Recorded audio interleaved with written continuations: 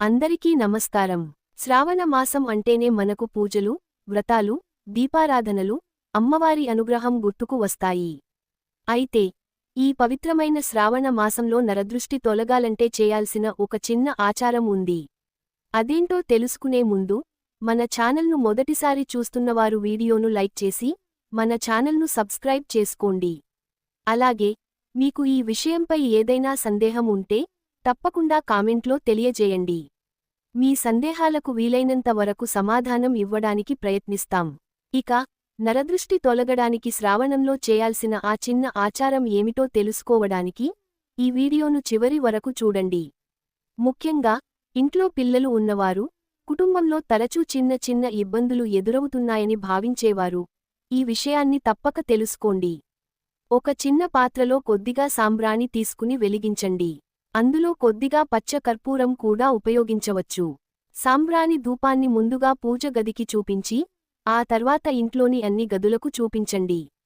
ముఖ్యంగా ఇంటి మూలలకు, ప్రధాన ద్వారం దగ్గర కూడా ధూపం చూపించవచ్చు. ఇలా చేస్తూ మనసులో అమ్మవారిని ప్రార్థించండి. అమ్మా, మా ఇంట్లో ఉన్న ప్రతికూలత తొలగిపోయి మా కుటుంబంలో సుఖశాంతులు, ఆరోగ్యం, ఐశ్వర్యం ఉండేలా అనుగ్రహించు అని మనస్ఫూర్తిగా కోరుకోండి. ఆ తర్వాత పూజ గదిలో అమ్మవారికి పసుపు, కుంకుమ సమర్పించండి. వీలైతే అమ్మవారికి ఒక చిన్న నైవేద్యం కూడా పెట్టండి.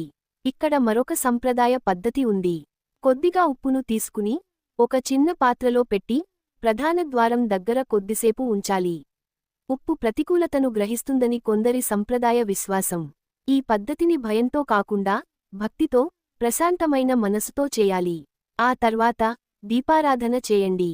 దీపాన్ని వెలిగించిన తర్వాత అమ్మవారికి నమస్కారం చేసి మీ కుటుంబ సభ్యులందరి కోసం ప్రార్థించండి.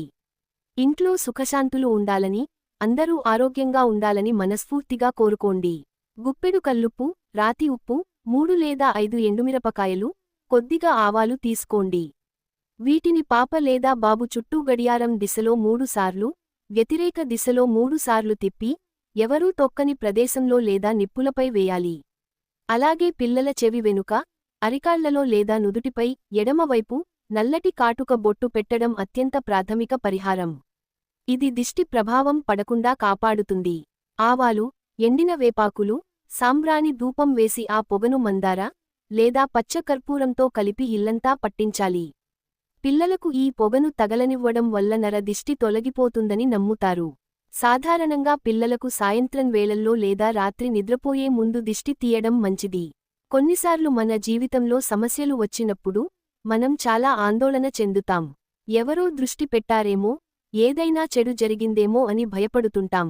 అలాంటి సమయంలో భయపడటం కంటే మన ఇంటిని శుభ్రంగా ఉంచుకోవడం, దేవుడిని ప్రార్థించడం, కుటుంబ సభ్యులతో ప్రేమగా ఉండటం, సానుకూలంగా ఆలోచించడం చాలా ముఖ్యమైనవి.